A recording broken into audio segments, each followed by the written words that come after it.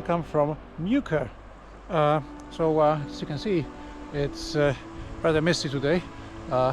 Still can see some stuff, but up on the hills it can be really foggy with practically no visibility. But anyway, I'm going to have a lovely hike today in this area.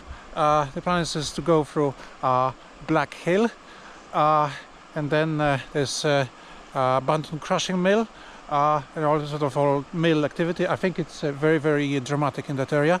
And then I'm making a loop, go past Gunnerside, and then we'll come back here.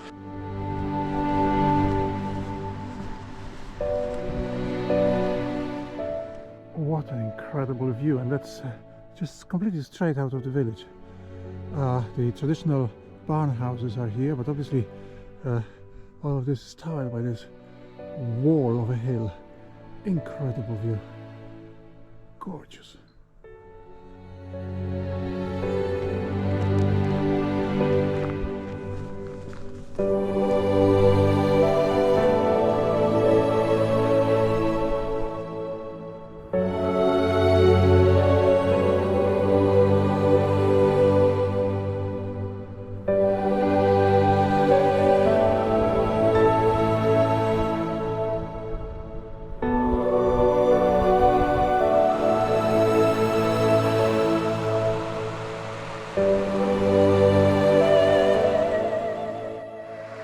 This is really beautiful and so peaceful.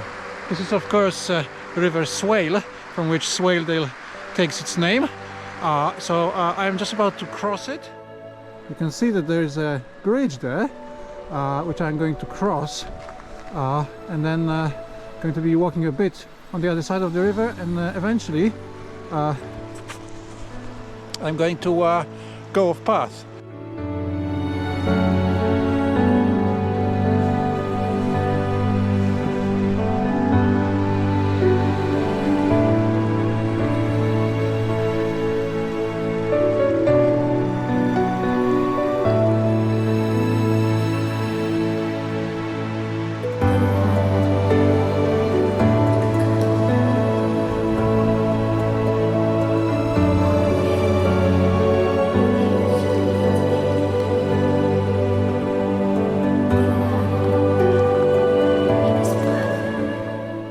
Right, so my first off-grid segment, this is actually just a shortcut, has come up as part of my training for Scotland. So I am on this path, but I'm going to, believe it or not, cut through this rather thick forest to join another path, I think about half a mile from here.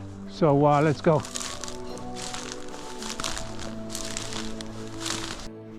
A lovely mossy piece of woodland. It's actually only 300 yards up to the path I'm connecting to. Rather nice and steep. Good training.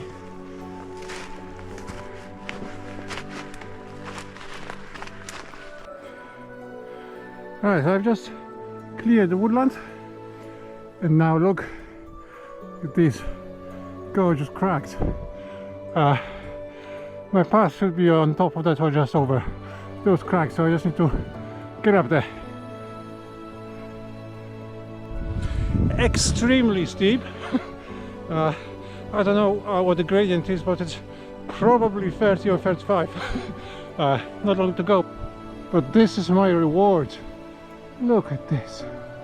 It's amazing. And this mist, as much as I would have liked to be able to see more, it makes it very mystical, mystical, and therefore rather beautiful. And that river Swaledale just flowing peacefully down there. Okay, and now the final scramble onto those cracks. Well, I made it. It wasn't easy. One of the steepest things I've done in a little while. But anyway, as you can see behind me, there's still higher up to go, but I've now connected to my path, so I'm going to follow this. I will need some kind of a break after this ascent really soon.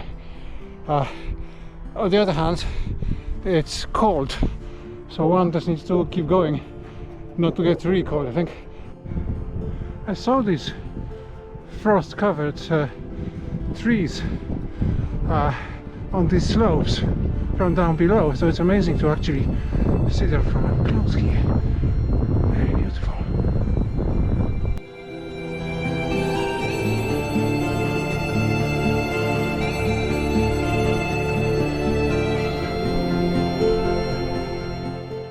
Still a little bit of snow left in places.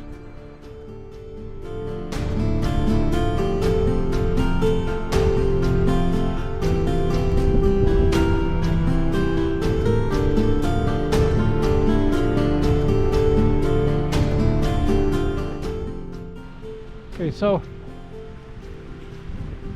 another off-grid, the first third of a mile to cross a little track up there, and then another third mile and I'll be on Black Hill. So let's go.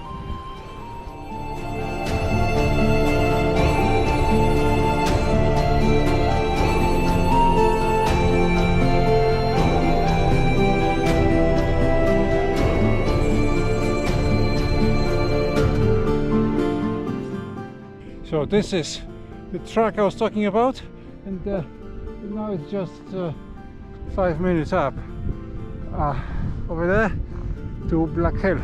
Well, apparently this is Black Hill.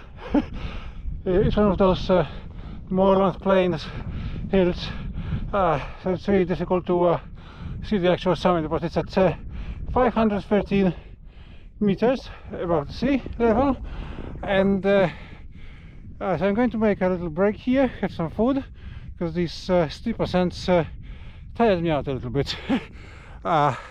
Anyway, and then I'll keep walking east across the moor.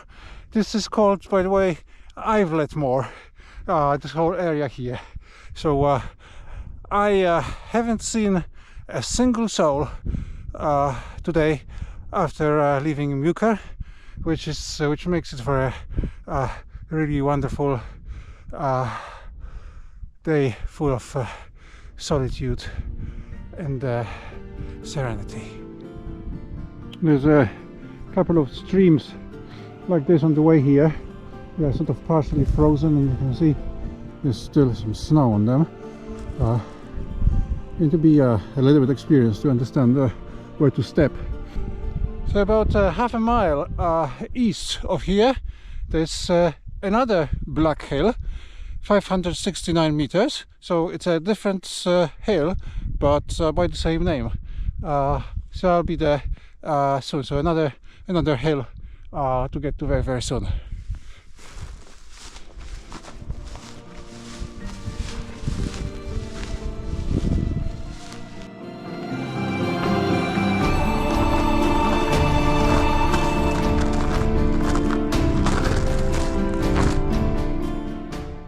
Okay, so this is the other Black Hill, another rather nondescript hill on the moorland with no apparent summit, certainly no trick point or anything like that. But anyway, it is here. Obviously, as you can see, the visibility is, well, zero pretty much. Okay, so now it's downhill towards Gunnerside Gill,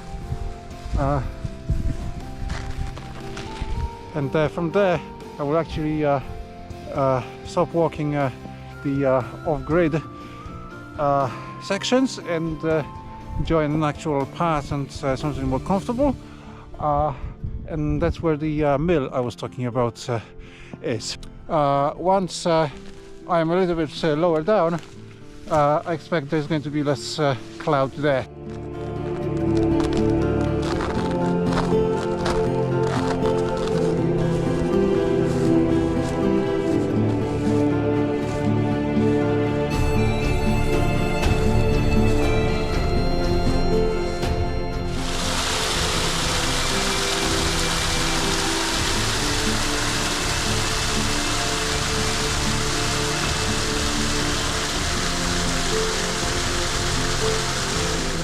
these vehicles parked here, and the excavators as well down there to spoil the view a little bit, but nonetheless it's an incredible view.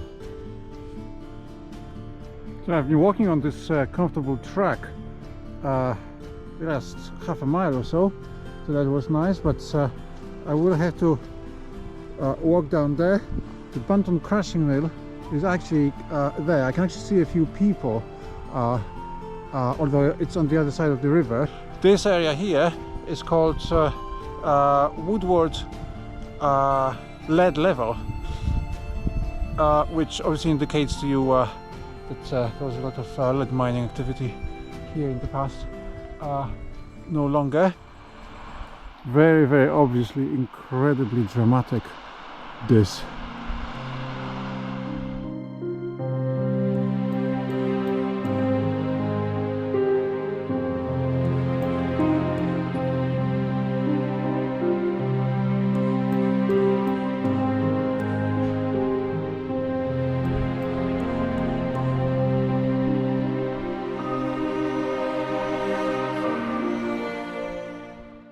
Well, this is absolutely incredible, really dramatic. So I'm at the gill, right there. Extend around downstream. You can see also the stream dropping into the gill as well, and it's just as dramatic downstream as well.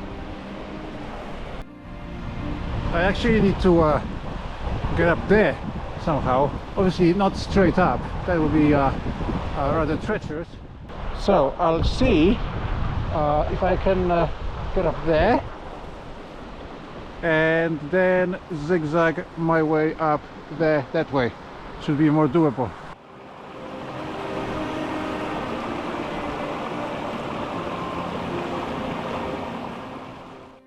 Well, I crossed the river. It wasn't easy. This is the view from the other side, and I thought actually I can probably get up here. Nice and short, very steep, but looks doable. So let's go.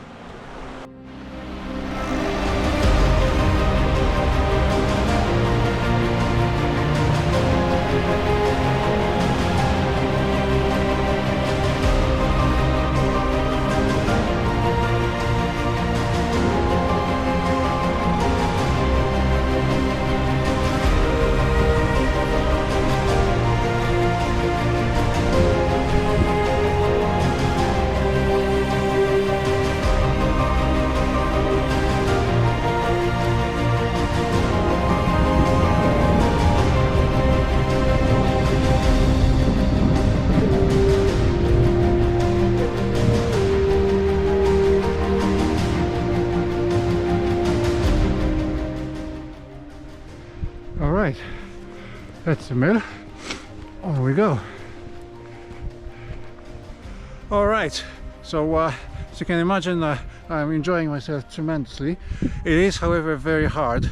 That hike up to the mill was difficult, very, very difficult. Anyway, so now I'm going to start going towards Gunnerside. Looks pretty exciting to me. So let's go.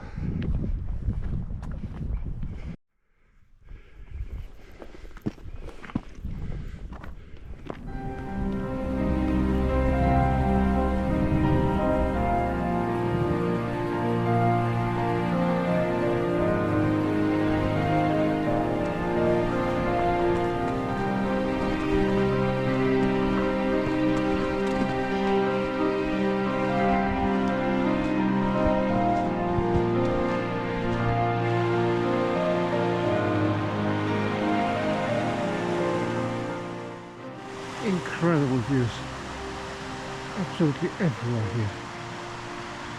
Even in this misty weather, the place is just enchanting. So I'm now on Swaledale bank. Not much visibility today from it.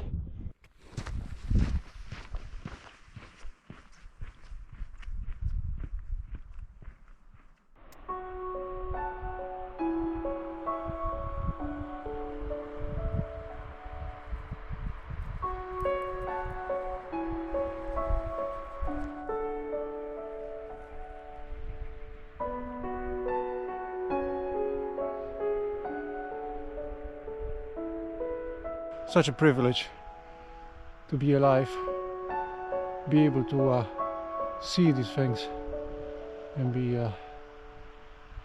charmed by them. There's no bad day actually.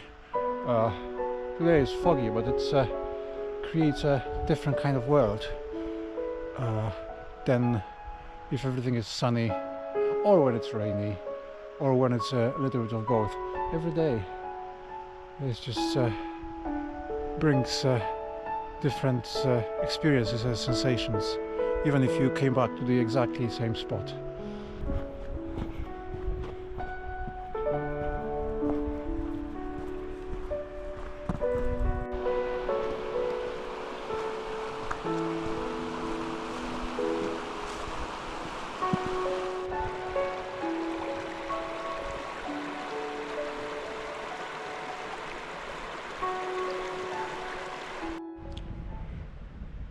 There's many of these kind of lead mining remains along the river, and basically in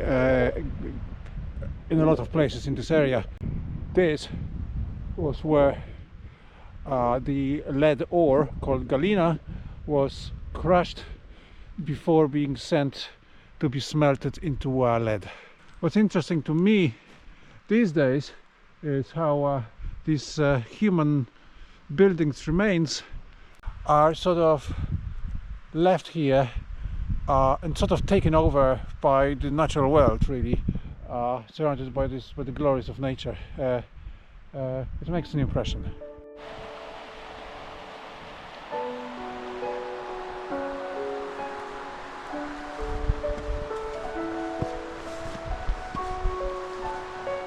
Just about 1 mile now to Gunnerside.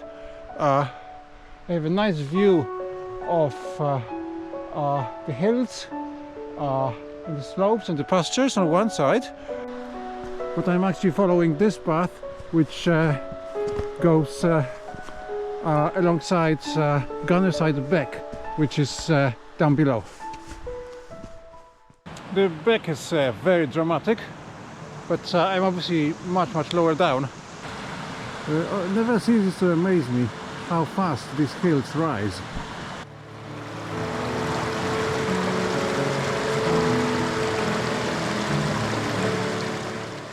Well, I can see the first buildings of Gunnerside ahead of me. So I won't really be stopping there. I'll just keep going.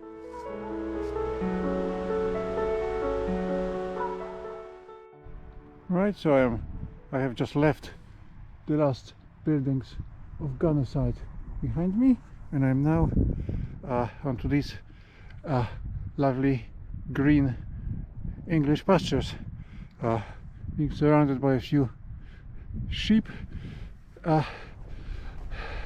Let's keep going.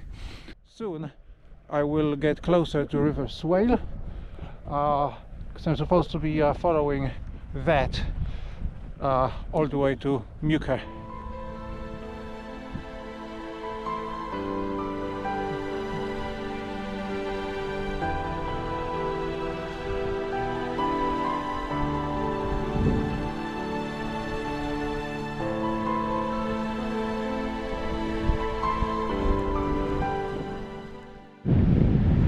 As I said, we've got River Swale down below now, and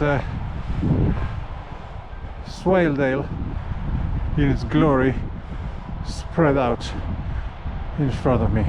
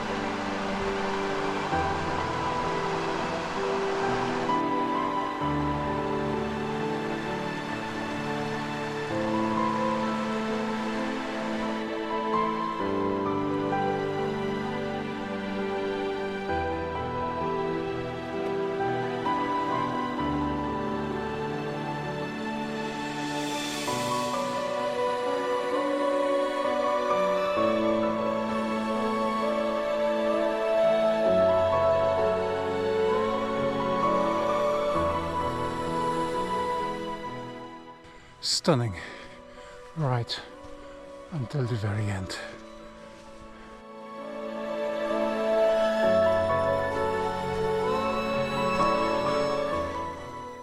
Here we are. I'm on the same bridge just outside of Muker, which I crossed right at the beginning of my tour today. I just think this day has been just superb, very varied.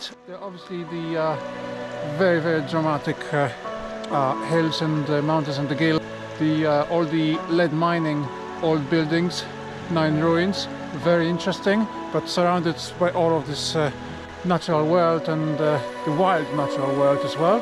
And then this drop down to Gunnerside and then walking along River Swale. Very, very peaceful, very gentle.